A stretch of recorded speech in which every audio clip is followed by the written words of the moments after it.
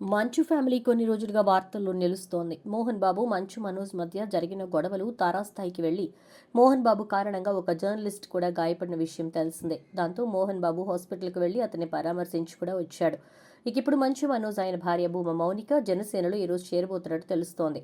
ఆళ్లగడ్డలో శోభా నాగిరెడ్డి జయంతి వేడుకల నేపథ్యంలో 1000 కార్లతో ఒక ర్యాలీగా ఆళ్లగడ్డకు వెళ్లి అక్కడ భూమా ఘాట్లో రాజకీయ అరంగేట్రంపై ప్రకటించే అవకాశం ఉన్నట్లుగా తెలుస్తోంది. మనోజ్ పొలిటికల్ ఎంట్రీతో మంచు ఫ్యామిలీ వ్యవహారాలు కొత్త టర్న్ తీసుకునే అవకాశం కనిపిస్తోంది. కర్నూలు వ్యాప్తంగా ఉన్న భూమా కుటుంబ మద్దతుదారులకు ఈ విషయాన్ని చేరవేశారు. గతంలోనే భూమా మౌనిక ఎన్నికల్లో పోటీ చేసే అంశంపైన చర్చ జరిగింది, కానీ ఆమె వివాహ కారణంగా రాజకీయ ఎంట్రీ నిలిచిపోయింది. ఇక భూమా అఖిలప్రియ టీడీపీ నుంచి ఆళ్లగడ్డ ఎమ్మెల్యేగా గెలుపొందారు. నంద్యాల నుంచి పొలిటికల్ ఇన్నింగ్స్ షురూ చేయాలని ప్లాన్ చేస్తున్నట్టు సమాచారం.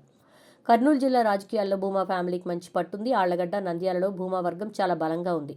భూమా నాగిరెడ్డి, శోభ మృతి చెందిన తరువాత భూమా అఖిలప్రియ రాజకీయ అరంగేట్రం చేసి మంత్రి అయ్యారు. 2019లో ఓడిపోయారు. మళ్లీ ఇప్పుడు ఎమ్మెల్యేగా గెలిచారు.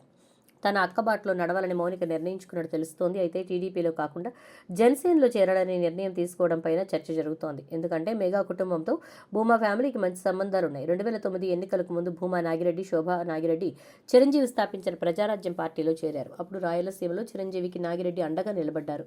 ఆ తర్వాత రాజకీయ పరిణామాల నేపథ్యంలో భూమా దంపతులు వైసీపీలో చేరినా కూడా చిరంజీవితో సత్సంబంధాలు కొనసాగించారు. దీంతో టీడీపీ కంటే జనసేనలో చేరితే ఫ్యూచర్ ఉంటుందని భావించే జనసేనలోకి వెళ్తున్నట్టు తెలుస్తోంది. మంచు ఫ్యామిలీలో మొదలైన వివాదంతో తాము రాజకీయంగా బలపడాలని ఈ ఇద్దరు నిర్ణయం తీసుకున్నట్టు తెలుస్తోంది. అందుకే ఆళ్లగడ్డ నుంచే తమ పొలిటికల్ ఇన్నింగ్స్ను ప్రారంభించాలని డిసైడ్ అయినట్లు సమాచారం.